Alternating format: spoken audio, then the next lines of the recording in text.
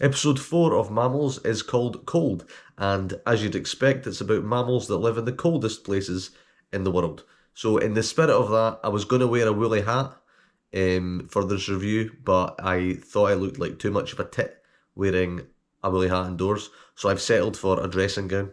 So, enjoy that. So, the first bit of footage we get in this episode is about a polar bear. So, we see a young polar bear basically tackling walruses. They kind of make it out like he's playing with them. I mean, it's probably just kind of learning to hunt, but it's big enough where I suspect it was just trying to hunt, but obviously a walrus is a pretty hefty animal to take on, and there was no hope of it getting it. But it was quite a fun sequence, and it was just nice seeing the polar bears. However, the next bit of the polar bears was just mind-blowing. So we see this pretty large female polar bear moving inland to tackle some sort of prey.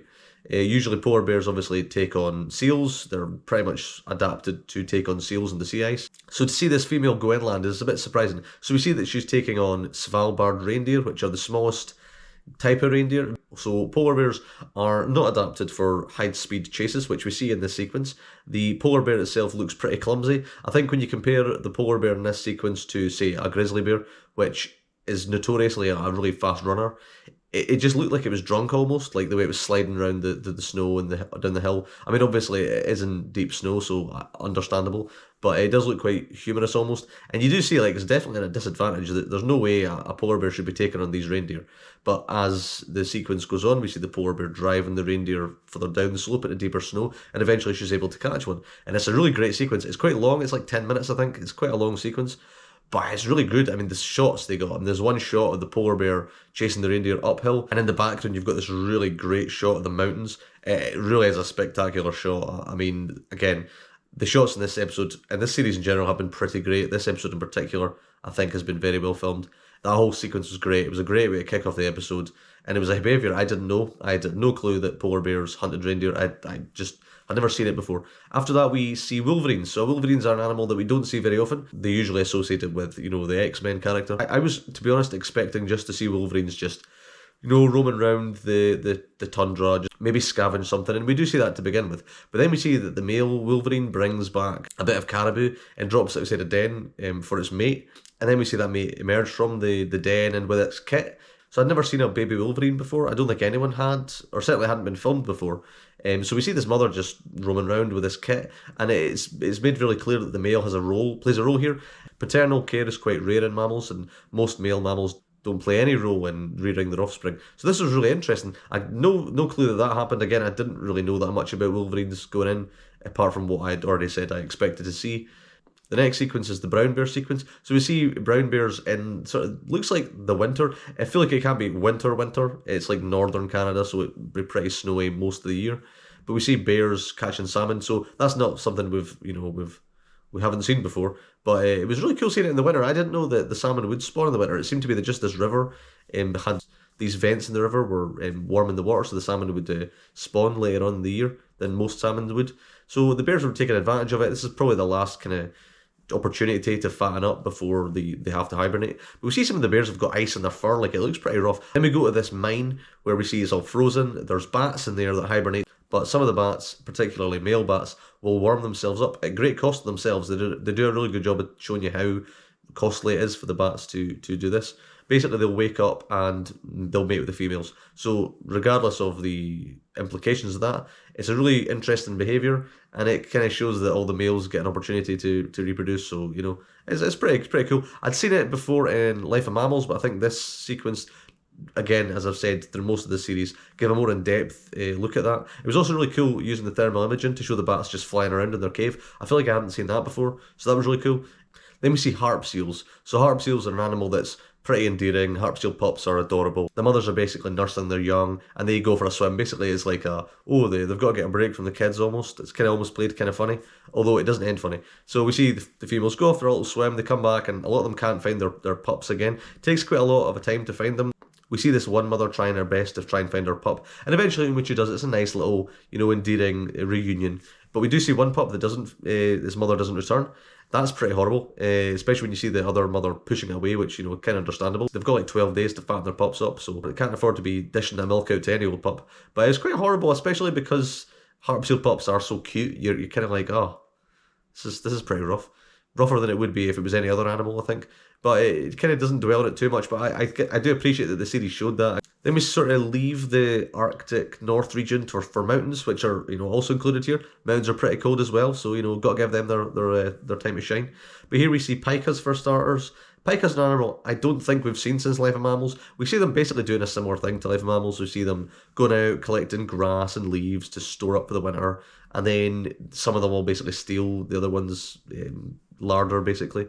We've seen it before, but it was quite cool. Again, pika's an animal we don't see very often, so it was nice to see them again. And the filmmaking was great, especially at the mountains in the background. That was all pretty terrific, so yeah, I like that. Then we get the snow leopards. So snow leopards, I feel like I talk about snow leopards so much on this channel. I feel like most of the videos I've done have covered snow leopards in some way, shape or form. So apologies if you're bored of snow leopards, but I'm not, so I'm going to talk about them. So the snow leopard sequence is really good. I was kind of expecting it to be a bit samey. I did kind of feel like we've probably seen all we can see with snow leopards, but no, this sequence surprised me. We basically saw snow leopards taking on domestic yaks. So you'll get homesteads up in the Tibetan plateaus, and snow leopards will go and take the yaks because they're an easy meal. They're not that easy though, because you get mastiffs that fend them off. So that was a really good sequence, seeing the snow leopards getting fended off by these dogs, because the dogs were bigger than the snow leopards. I mean, you think of snow leopards, they're all, because they live so high in the mountains, you don't really see them compared with anything really apart from their prey. I don't feel like we have a lot of great references for how big they are. And we do see a snow leopard taking on a yak. They basically chased it down, managed to grab it, and rolled down a hill with it. Another yak was coming down. I thought it was going to take out the snow leopard, but it was kind of frustrating because it was rolling down the hill and it just was obscured by this rock. I kind of wish we'd seen the end of it. But I mean, at the end of the day, we were only going to see further rolling, so it's not that big a deal. And we see the end result. The snow leopard does get a kill, which was quite cool again. So I was pleasantly surprised that I didn't expect to see anything new from snow leopards. And this series gave me something new, so that was nice. We're done with the mountains after that. No more mountain stuff. Back to the sea ice where we see Arctic foxes. So Arctic foxes, we see them just kind of hang around polar bears waiting for the ice to freeze so they can actually go out and, you know, scavenge some kills. The polar bear is also looking a bit frustrated, but it's kind of entertaining itself. The foxes look like they're, you know, kind of struggling a bit more. And we see that some foxes just don't make it through the winter. They just die. So the other foxes start cannibalizing them. So that sequence was pretty bleak. This is as close as the episode gets to having an environmental message. It kind of goes there. It kind of says how, you know, global warming's causing the sea ice isn't melting, so foxes aren't able to scavenge kills as often, so they're kind of having to resort to this stuff. Cannibalism is, you know, it's not a great subject anyway. It's always pretty bleak to see cannibalism, especially in mammals, I think. And this sequence was pretty gruesome in a way, especially seeing the Arctic fox tear off the other fox's head. Like, you could see its muzzle in his mouth. And I tend to think Arctic foxes as being kind of nice and fluffy. You don't think of them as, you know, cannibalizing each other. And they're all fighting each other. You know, all these foxes, they're there because, you know, there aren't that many dead foxes. So all these foxes are, you know, fighting for this kill. And this other fox, cross fox, it's called. I don't know if that's a species or if it's a cross between an Arctic fox and a red fox. I think that's possible. But we see it just coming and takes the dead fox and runs away with it. That was a really interesting sequence. And then when the ice does freeze, the polar bear is able to go off and try and kill some seals, and the Arctic foxes are finally able to go and stop eating each other and go out and get some stuff as well. I feel like this whole episode, the cold in it was really good. I did a really good job of making you feel cold watching it. I also don't think the sun was ever high in this episode. Everything felt kind of dark. Like there was enough light, but not that much. So it did make it feel a bit more forbidden, which worked very well in this episode. I think it really did a really good job of setting the scene. So after all that, we get the diaries, and it's about the people filming the Wolverines. And I think this might be my favourite diary sequence of the series so far. It was just really good.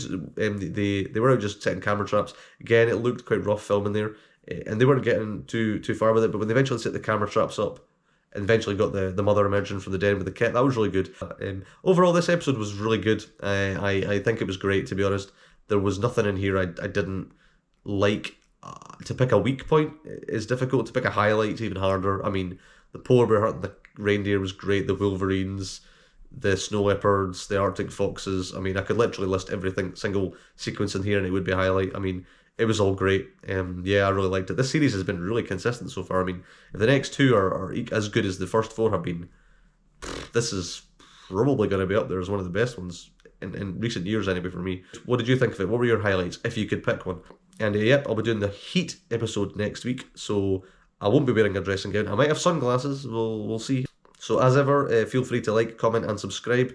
As ever, you don't need to, but it's always nice, you know. I'll do the next one, and see you then, and goodbye.